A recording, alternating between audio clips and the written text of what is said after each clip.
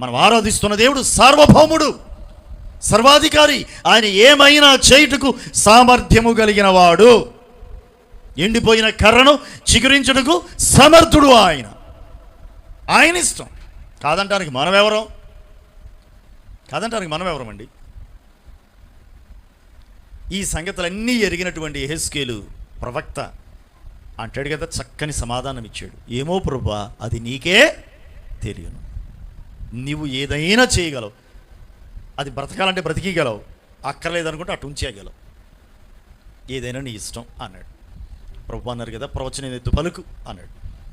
అది బ్రతుకున్నట్లుగా ప్రవచనం ఎత్తమన్నాడు. ప్రవచనం ఎత్తాడు. ఆ తర్వాత ఆ ఎండిపోయిన ఎముకలన్నీ కూడా ఒకదానికొకటి కలవటం, నరాలు, కండరాలు ఇవన్నీ కూడా వాటి మీదకి రావటం, చర్మం రావడం, ఆ తర్వాత అది లేచి నిలవబడి మహాసైన్యం అవడం, ఇదంతా కూడా మనం చూడగలుగుతూ ఉన్నాం. ప్రభు అంటున్నాడు కదా, ఆ విషయాన్ని చూపిస్తూ ఇశ్రాయేలులతో చెప్పి మాట. ఇశ్రాయేలు అనుకుంటున్నారు మా ఆశలన్నీ ఎండిపోయినాయి అనుకుంటున్నారు. ఏమి ఎండిపోయినాయి అండి? కర్ర సంగతి పక్కన పెట్టండి, ఇప్పుడు ఎముకల సంగతి కూడా పక్కన పెట్టండి. ప్రభువు చెబుతున్నది ఏంటంటే మన ఆశలు ఎండిపోయాయి అనుకుంటున్నారుగా. ఆశలు ఎండిపోయాయి అనుకున్నది నిజంగా జరిగిద్దా? అనుకున్నట్లుగా సాధించగలమా? నెరవేరుతుందా? ఆశలు లేవుగా. కర్ర ఎండిపోయింది, ఇక బ్రతకదు. ఎముక ఎండిపోయింది, బ్రతకదు, గ్యారంటీ. మనుషుని యొక్క జ్ఞానం ఏం చెబుతుందంటే ఇది బ్రతకదు, ఇది గ్యారంటీ. ఇది జరగదు, గ్యారంటీ. ఎవరి వల్ల అవ్వదు, ఇది గ్యారంటీ. బాండ్ రాసిస్తాం, సంతకం పెడతాం, స్టాంప్ వేస్తాం, ఎన్నో రకాలు. అంటే ఏంటంటే ఇవన్నీ గ్యారంటీ, గ్యారంటీ, గ్యారంటీ. మనుషుని యొక్క జ్ఞానం ఇది. మనుషుని యొక్క పరిధి ఇంతటిది.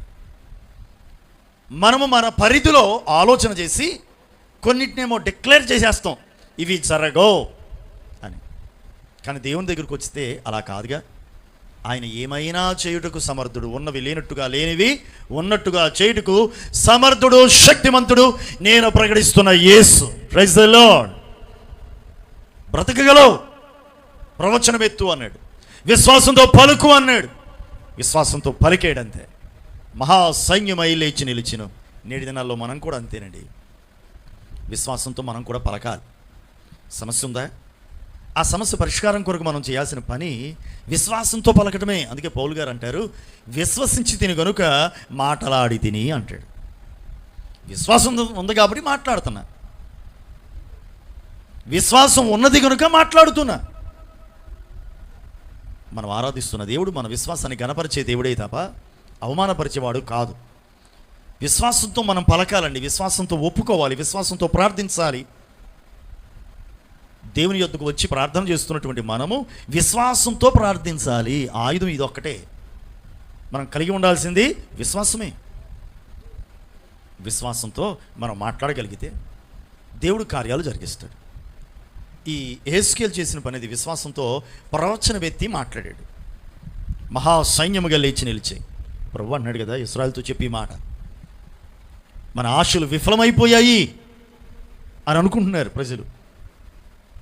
చిగురింప చెయ్యువాడు నేను అంటున్నాడు ఆయన. Praise the lord.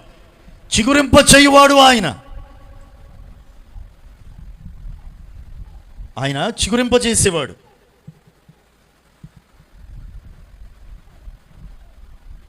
ఎండిపోయిన ఎముకలను మహాసైన్యముగా నిలిపిన దేవుడు.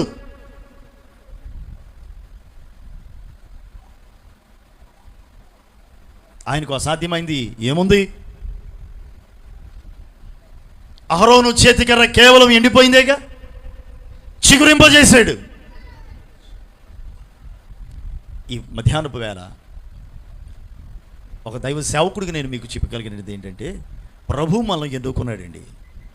ఆయన సన్నిధిలో మనల్ని నిలుపుకున్నాడు. ఎన్నుకొనబడినటువంటి జనం మనం. ఏ జనము? నమ్ముతున్నారా? ఎన్నుకొనబడిన వ్యక్తిని నేను. నమ్ముతున్నారా? నువ్వు ఎన్నుకొనబడిన వ్యక్తివైన దేవుని చేత ఎన్నిక చేయబడిన వ్యక్తివైన నమ్మకం ఉందా? నమ్మకం ఉంటే ఒక్కసారి గుండెల మీద చేసుకుని, నా దేవుడు నన్ను ఎన్నుకున్నాడని మనసారా చెప్పు. ఒక్కసారి గుండెల మీద చేపెట్టుకుని, దేవుడు నన్ను ఎన్నుకున్నాడు. Praise the Lord. దేవుడు మనల్ని ఎన్నుకున్నాడు, అందుకోసం మనం ఉన్నాం ఇక్కడ. ఎన్నుకున్నాడు అనడానికి గుర్తు ఏమిటి? గుర్తు ఒకటే. ఏమిటి అంటే, అదిగో ఎండిపోయిన కర్ర చిగురించిందిగా. ఎండిపోయిన ఆశలు విఫలమైపోయాయి అనే ఆశలు సఫలమవుతున్నాయిగా. ఈరోజు నీవు కూడా ఆ క్రమంలో ఉన్నావు. ఏ క్రమం? ఎన్నుకొనబడిన వారి క్రమంలో ఉన్నావు నీవు. నీ ఆశలు ఒకవేళ విఫలమైనట్లుగా నీకు అనిపించినా సరే, నా దేవుడు వాటినన్నిటినీ సఫలము చేయునుగాక. నీ ఆశలు సఫలమగునుగాక. మన ఆశలను సఫలము చేసేవాడు ఆయన. కారణం ఏమిటి అంటే, ఎన్నుకొనబడిన వ్యక్తివి నీవు. అందుకే విశ్వాసంతో పలుకు. నువ్వు విశ్వాసంతో మాట్లాడుతూ ఉండు. నా దేవుడు నన్ను ఎన్నుకున్నాడు కాబట్టి నిత్యముగా ఆయన నా ఆశను నెరవేర్చువాడు. నీ ఆశ ఏమై ఉంది? నీ హృదయాభిలాష ఏమై ఉంది? ఈ మధ్యాహ్నపు వేళలో నీ హృదయం దేనిని కోరుకుంటుంది? నీ హృదయం ఏ విషయంలో ఆకలి దప్పికలతో ఉంది? హృదయాభిలాష అంటే అదేగా. కన్ను మూసిన కన్ను తెరిచిన నీ కళ్ళ ఎదుట ఏం కనబడుతుంది? అదే కదా ఆశ. ఎన్నో ఉండొచ్చు ఆశలు. హృదయాభిలాష ఒక్కటే, మనోభిలాష ఒక్కటే. కన్ను మూసిన కన్ను తెరిచిన అదే కళ్ళ ముందు ఉంటుంది. ఏది జరిగినా జరగకపోయినా ఒక్కటి జరిగితే చాలండి అంట.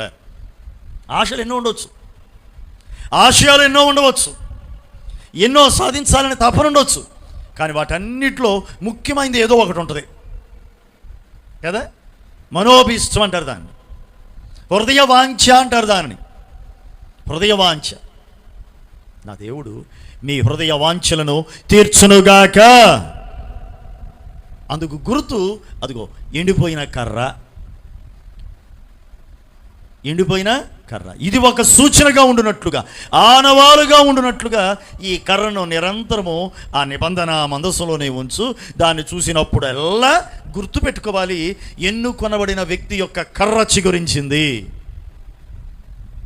అలాగే మన జీవితాలు కూడా ఆయన చిగురింపజేయడానికి ఇష్టపడుతున్నాడు. ఈ రోజున నీ పరిస్థితి ఏమై ఉంది? నీ హృదయ వాంఛ ఏమై ఉంది? ఆశలన్నీ విఫలమైపోయాయి అని అనుకుంటున్నావా? ఏం కంగారు పడకు. దేవుని యందు విశ్వాసం ఉంచండి, ఆయన మాట మీద విశ్వాసం ఉంచండి.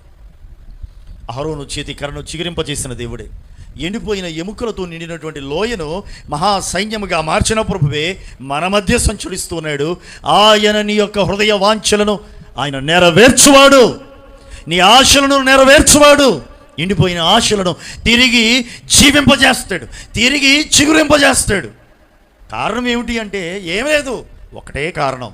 అదేమిటంటే ఎన్నుకొనబడిన వ్యక్తివి. ఎవరివి? నువ్వు ఎన్నుకొనబడ్డావని, దేవుని చేత ఎన్నిక చేయబడిన వ్యక్తివి అని అనేకులు చూచున్నట్లుగా, అనేకులకు సూచనగా, అనేకులకు ఆనవాలుగా నీవు ఉందువుగాక.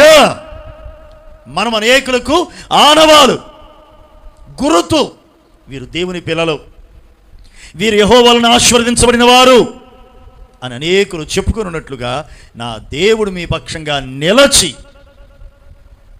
ఎండిపోయినటువంటి, విఫలమై ఉన్నటువంటి ప్రతి ఒక్కరి యొక్క మనోభిష్టాన్ని, మనోవాంఛలను నా ప్రభువే తీర్చునుగాక. విశ్వాసంతో ఒక్కసారి మన మనోవాంఛ ఏమై ఉందో ప్రభుతో చెబుతామా? ఒకసారి